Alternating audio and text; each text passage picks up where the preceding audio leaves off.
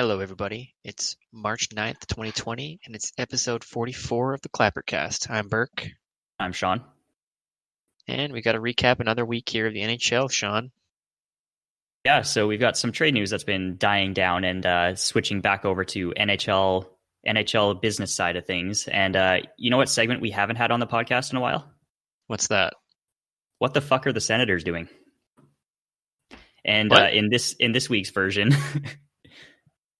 is the CEO Jim Little that the Senators organization had just fired less than 8 weeks ago, like late January. He has been fired for it's still a mystery as to what the exact reason is, because it's kind of jumped around between a few different things. The initial one was operational, a difference in opinion on operational stuff. Then it came out that Jim Little said that the two had got into a heated argument that included using some very strong language, including swearing, which was the reason he got fired. Then it turns out that the Senators had done an investigation into Jim Little's past, which has revealed a history of domestic abuse put online by his ex-wife. And we're still trying to piece together everything that's happened here. And news has still been coming out. The latest that I had seen is that Elliot Friedman had been talking about like how it doesn't take very long for any goodwill that the Senators organization had gained over the last year to be shattered, and that it's still a result of a huge crisis of confidence that the Senators fan base has in Eugene Melnyk. So the theory is that this crisis of confidence is something that Jim Little had reminded Melnyk of, which sparked a big argument over, some sort of ego thing probably. And the argument was apparently so loud in the arena or in the area in the office that people in the area could hear exactly what was said. Yeah, apparently they said like the team would be better off if you took 12 months off or something to that effect. Yeah, I don't think 12 months is long enough. Yeah, 12 years maybe. Yeah, it's been 0 days since the Sens controversy, Sean. Basically. Just keeps happening. And what I also just saw today is that a VP of Communications and Community Relations named PJ Loyello, who was hired by Little, actually has been placed on leave as well, with no real reason as to why. But the organization took Loyello's laptop and phone the day that Little was fired. Huh. So they took the other person's, the communications officer's laptop and phone away before he was even terminated. That's kind of weird. Basically. Yeah, so that's another interesting one. I'm wondering what the deal with that one is, if it's just because he's kind of Little's guy that they want to get rid of him, or if he was kind of damage control maybe, because if his communications guy, he's got access to various different channels of external communications. So exactly. Well, the thing too is like this guy, if he's the VP of Communications and Community Relations, Elliot Friedman was talking about an external report that had been done that kind of came to the conclusion that people did not like Melnyk still. And shocker. Was he the guy who was in charge of this? Like, are they just kind of getting back at this other guy as well? Or yeah, spicy. I knew there was something else to it. You did. Knew it. You called it. There is something else to the story behind it, and every single day you're being proven right yet again. There's something in the water out there in the nation's capital, and it's just making this hockey team's tire fire continue to burn. Yeah, they'd been doing decent. They had gone quite a while with no major controversy or questionable decision. They had the Bobby Ryan thing. Things were looking up. Right. You know that meme of that dog that's like sitting in a kitchen and it's just on fire and this is fine? I think that's Melnyk's office. Yeah. Melnyk or Dorian. Yeah. This is fine. 100%. Actually, that's probably the office that this argument took place in. Yeah, probably. Just the burning remnants of a once, solid franchise. Oh, what could have been if they had some competent people at the helm that weren't weird fucking Eugene Melnyk pharmaceutical company money. Yeah, what a franchise. I feel really bad for Sens fans and at this point, you know, besides not going to games, not spending your money on the team, what can you really do? Exactly. And I mean, they're doing exactly what they have in their power, just not going to games and taking a knock in the team's revenue, which sucks because it's going to make probably thoughts of moving the team to a different fan base is a legitimate option, but it's not the real solution because the problem's the owner. I guess for Sens fans, one thing that they can do is that they've had a great diaspora of talent out of that organization, so they can cheer on those individual players like, Mark Stone, Erik Karlsson. I guess Karlsson's hurt, but Mika Zibanejad, he's having a great year. They can just that's cheer very true. on all of their former players because they're all over the league and they're all doing pretty good. They can also do, because the team is somewhat close to other NHL markets, is just go watch the Senators in other markets and avoid the home arena. They could also just do like a random number generator and just pick a random team, just start following them. Because at this point, like, how do you stay invested? Exactly. And at this point, too, I mean, the random number generator, you're likely going to end up on a team that has a former Senator on it already, or will have one in the next few years, at the rate they've been going. Yeah. Yep. You got the Islanders, you got Nashville, you've got San Jose, you got Vegas, you got the Rangers. So they're really all over the place. Edmonton, too. Yeah. So take your pick at Sens fans. Sorry. Basically. Sorry, bros. That being said, don't forget about the team when maybe eventually Melnick sells it and they can get out and go back to their hometown team. Yeah, outside of the city in Canada, hometown team. Out of Canada. Fucking Senators, man. Just never stops. It never does. We want to get off Mr. Bones' wild ride, but we just can't. Can we let's rename the Senators Arena just Mr. Bones' wild ride. I'm down. Start the petition. In other NHL news, this one is big because this has been a source of a lot of controversy over the last few years since it's been implemented.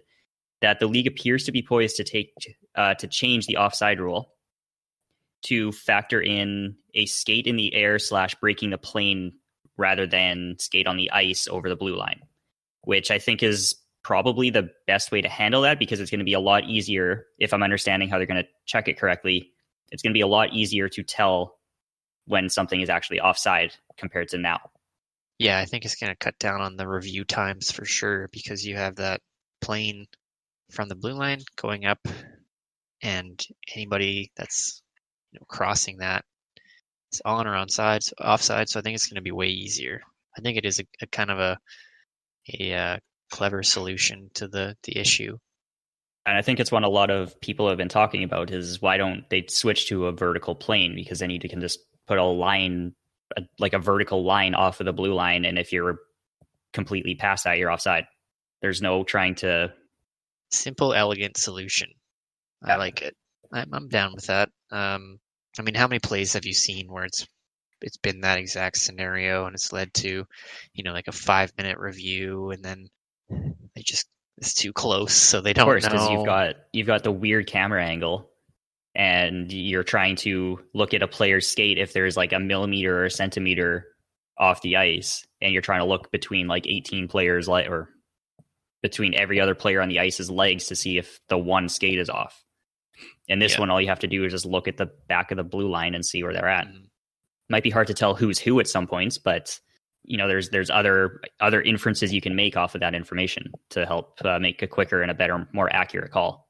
Yeah, I'm definitely supportive of anything that cuts down on the analysis time of the officials on the ice. It just slows the game down, and it's just not a fan of that. So I think it's a good move. I'm supportive of it. Hopefully they can put that through. Hopefully. Now, I don't think it's confirmed yet. It was at the recent Board of Governors meetings that they haven't come out and confirmed it and put in place an action plan for it. But some of the major insiders, notably Darren Dreger, were talking about it on Twitter, how this is an expected change. So we can probably expect it next year, I hope. Yeah, hopefully. And apparently they also looked at the emergency backup goalie rules, but they elected to keep it the way it was or is. I think it's totally reasonable what they have.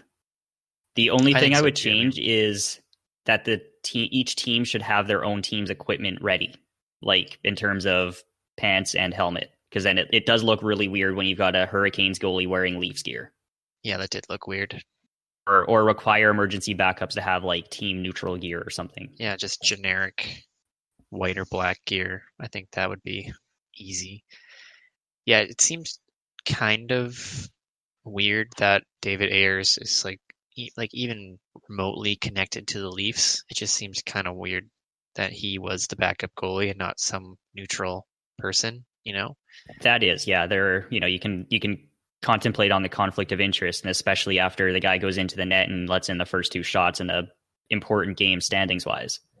Yeah, it's for like the he's Leafs. a guy that's practiced with the team, and because wasn't it the next day he was back on the ice with the Leafs in practice? Yes, something like that. Yeah. So I think that conflict of interest, I don't know, maybe that's what they were looking at, but I think that could be the one potential issue.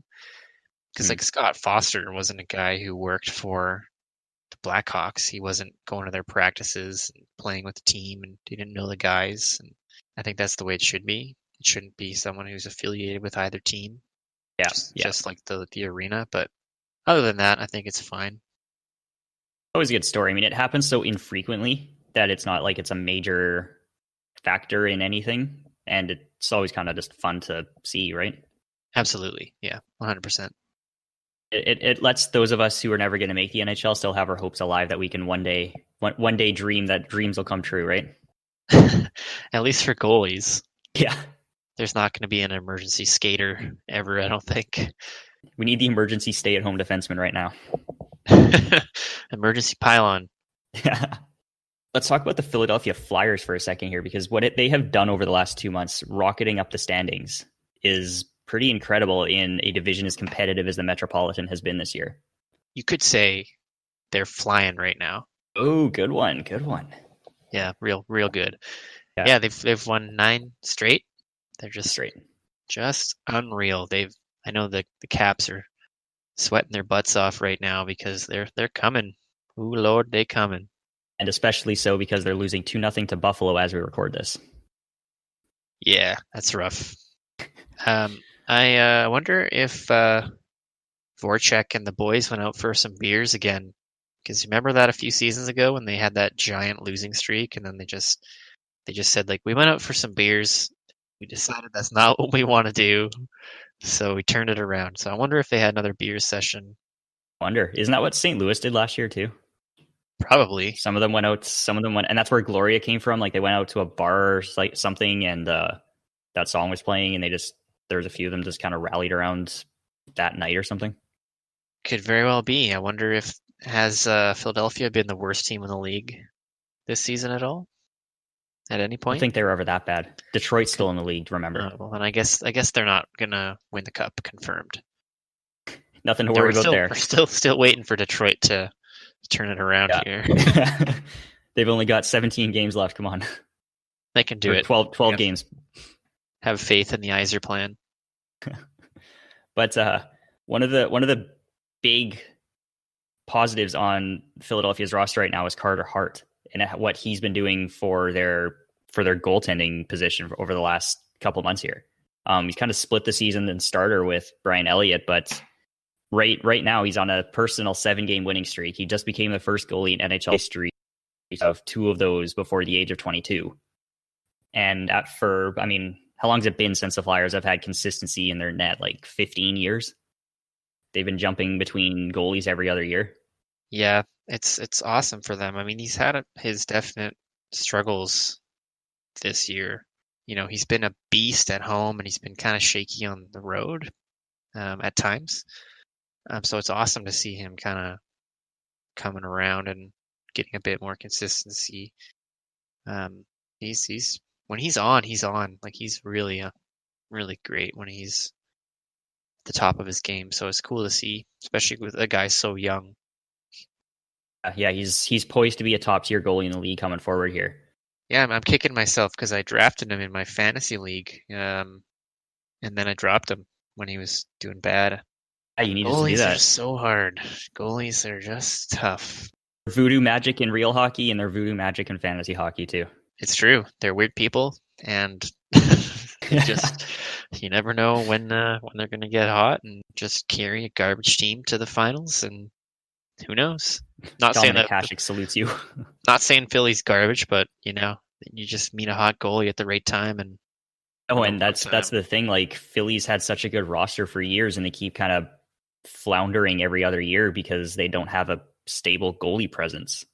Mm-hmm. So if they're set to make the playoffs this year, both in their preseason thing because their streak has been like miss the playoffs one year and make it the next for like the last 6 years, and they're due to make it this year, which is now even more confirmed by their place in the standings.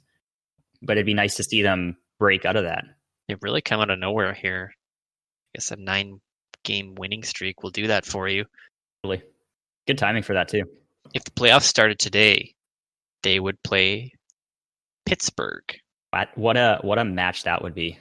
That would be unreal. It'd be a bloodbath. It'd be so great.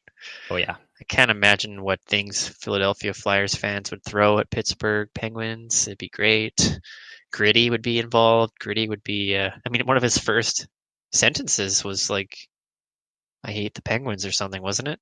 Something along those lines. It endeared to Flyers fans immediately. Yeah, that's when we knew this guy's for real. Exactly.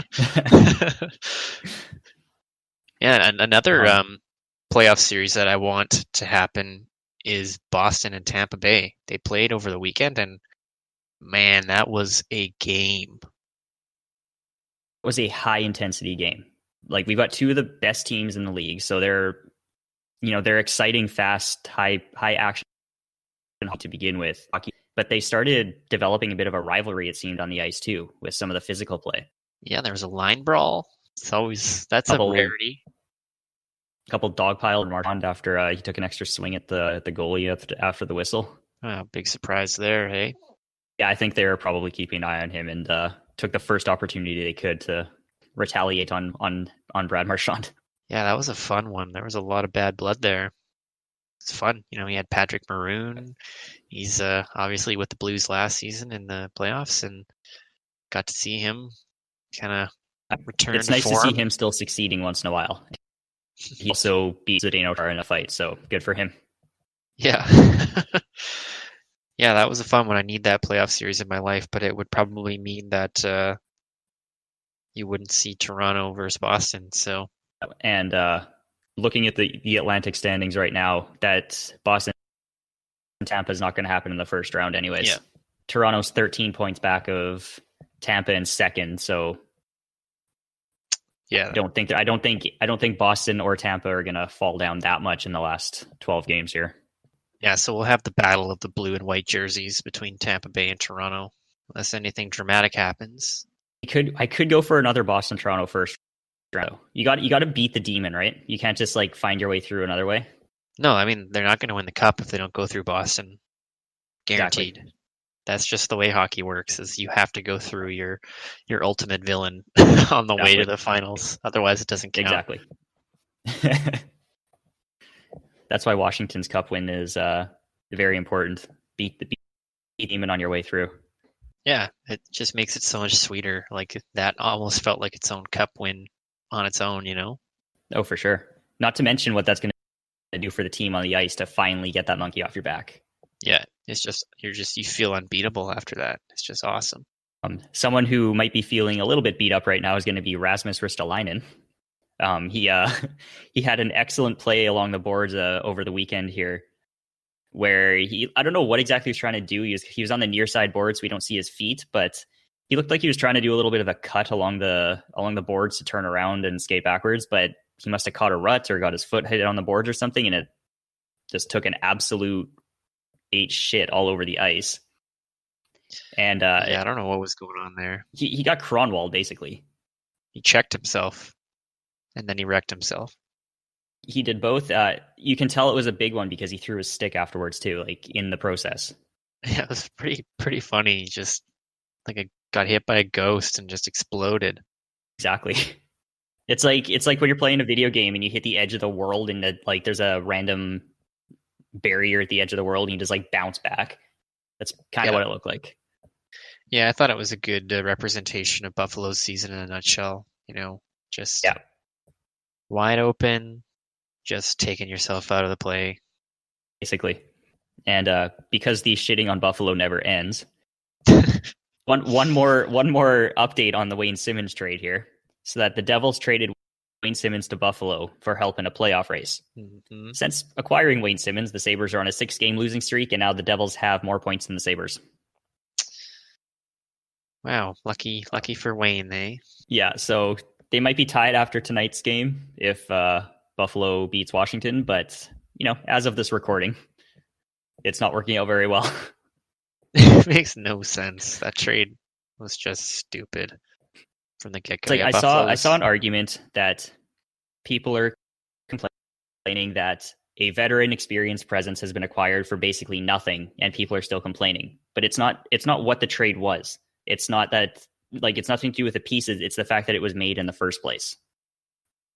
That is the issue with it. Just if you're that short-sighted, you don't see that the team's not going to make playoffs. You're not instilling confidence as a general manager in fans or players if you can't recognize that fact. You should have flipped. You should have sold, not bought. It makes no sense. Exactly. Ridiculous. Yeah, they've lost 6 straight. So welcome to Buffalo, Wayne. Hope you had fun. Yeah, he'll be out of there. On the flip side, teams that are kind of surging here as we hit close to the end of the year, we've got the Minnesota Wild are actually sitting in the first wildcard spot in the Western Conference right now. Who would have thought? Hey, exactly. Everyone. I'm pretty sure I had them pegged at the bottom of the West. Maybe LA was below them. Yeah, I mean they've really shot up. It's really surprising considering they fired Boudreau. I did not think Boudreau was the issue, but I don't know. You can't argue with 7-3-0 in their last 10. Yeah, big time. And I mean, they only have a 1-point cushion on the spot because there's 3 teams tied for the second wildcard spot. But what the Wild have going for them is the first tiebreaker with the regulation wins. Yeah, they're right there in it. They're battling against currently Vancouver, Nashville, and Winnipeg for those wild card spots. So it's going to be a crazy race to the finish here. There's a lot of teams that are still in it. I think it could be a situation where it's like the last day of the season we find out who's in playoffs. Yeah, we're definitely going to have something like that. Can't wait. And even like we've been talking earlier in the season about how close the Pacific is, and they're still really close. Not as close, but you still have Vegas at 84, Edmonton at 82, and Calgary at 79, and then Vancouver at 76. And those positions have been flipping. Exactly. And they've kind of been flipping around back and forth over the last couple of weeks still. Yeah, Vancouver's been on a bit of a slide here with Markstrom being out. You really see some holes in their team now that Markstrom's not there to bail them out consistently. They play a pretty risky defense game, and they're being exposed a little bit. They're letting in a lot of goals. Yeah, and that's one testament to the impact that a goalie who can steal you games is. You've got Jacob Markstrom who can just cover the team's defensive lapses as they go and outscore everybody else. Yeah, it's really tearing me up because I've got Markstrom as my other fantasy goalie, and he's listed as out and not on the IR. And I don't have an IR plus spot in that league, so it's really killing me because I don't want to drop him. But we're in playoffs now in that fantasy league, and it's killing me having just a guy on the team not doing anything. Of course. But I mean, in the real league, it's just doing the same thing for the Canucks. They're in their playoff push and they're missing their MVP. So that's not a good spot to be in. But luckily, I think there was some news that came out recently that Brock Besser is pretty close to returning. I think he's practicing non-contact, but he should be back in a week or two. So that's good. Get him back before playoffs. Get some more regular season games under your belt. Figure the lines out going into playoffs. Hopefully, he can help them with their offense and kind of just outscore the opponent to win games rather than relying on your defense and goaltending. That's a good one for Besser because I feel like around the trade deadline, Jim Benning came out and said that he's going to be about 8 weeks. Mm-hmm. So if he's going to get back early so he can get a few, like you said, regular season games under his belt, get his feet back under him before the playoffs, and even just to help with the last couple of games. Been about a month since he was out, so I think definitely a little earlier than expected if he does come back soon. So yeah, that's good for Canucks fans for sure. One thing I'm noticing here about Vancouver's record is this discrepancy between their home and away records. That they're sitting at 21-9-4 at home, but 14-18-2 on the road. That's a pretty big difference. Yeah, do you remember in the beginning of the season when they had that insane streak of home wins? But that would be why then, or that would be the cause of that. Yeah, they were playing some huge games at home. They were getting a lot of power play goals and just firing on all cylinders. It was fun to watch. I think without Markstrom, they're a little less fun to watch, but they're still trying to get the offense going. Of course. Looking at another goalie who's been the absolute heart and soul of his team this year is going to be Connor Hellebuyck. That based off the numbers that he's putting up, he's legitimately a Vezina favorite, and he should probably get Hart consideration as well, Hart Trophy consideration, for how important that his numbers are to the team and the roster, given what we know about how depleted their defense has been, how many injuries the team's been dealing with through the year. And his play has kept them in the playoff race at this point. Like, they're still, like we said, they're tied for the second wildcard spot right now. Yeah, they've we've lamented their defensive woes quite a bit on this podcast, so it is surprising that they are where they are. But I think that's definitely straight on Hellebuyck, how good he's played, and how he's been able to win them games. Yeah, and looking at some of these numbers here, like the Jets as a team have the worst expected goals percentage in the league, sitting at about 43%. They are 30th in high danger scoring chances per 60 against. So, only one team gives up more high danger scoring chances than them. The Probably team Detroit. I imagine.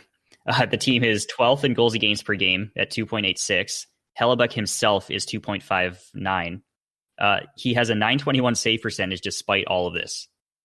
And these are numbers that are respectable and very good on a goalie on a decent team. Never mind that he's covering them so much. And the key one for me is that he's leading the league right now on goals saved above average. He's sitting at 19.84 in that. Second is going to be Tuukka Rask at 19.5, and then it drops down to Anton Khudobin at 17.9, Darcy Kemper at 16.9, and Ben Bishop at 15.1. So it's not even like a close race. He's just pushing above others. Like, he's got a decent lead on the ones below him, and it's the same. Like, he's second in minutes played for goalies behind only Carey Price. Yeah, he's really cemented himself in that top end goalie in the league the last few years. He's really cemented his place there. Yeah. There were some questions because he had a bit of a struggle last year. He wasn't as good as he had been in years past, but he's had a major bounce back year right now, and the Jets couldn't be more happy with that.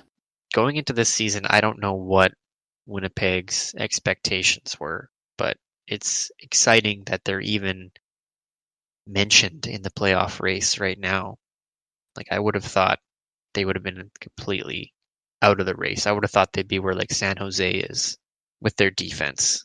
Easily. And you see how high powered some of the Western teams, especially like their division rivals in Colorado and even Chicago. And you look at their defense and it's like, well, these other teams are just going to skate right by them. They have like one okay pairing and then a bunch of guys who are fridge deep men in most other teams. Yeah, it's going to be exciting to see them in the playoff race here. Hopefully we can get all the Western Canadian teams in playoffs. That would be something to see. It'd be a nice change from some of the years in recent history when all of the Canadian teams are at the bottom of the conference. The Pacific right now, so you mentioned Vegas, Edmonton, Calgary as current standings. How awesome would it be if that was the final Pacific standings, if we had an Edmonton Calgary first round series? That would be such an amazing first round. Like, everyone would be completely tired out by the end of that series. They wouldn't care about the rest of the playoffs. That'd be like, based off how the Battle of Alberta has been going this year, that would be the response to that. That would be something to see. I really hope that we get that Even if it's not first round, it's hopefully second round somewhere. I just want to see that. Of course. Alberta would be on fire. Even more than it usually is. Yes, in the summertime, for sure.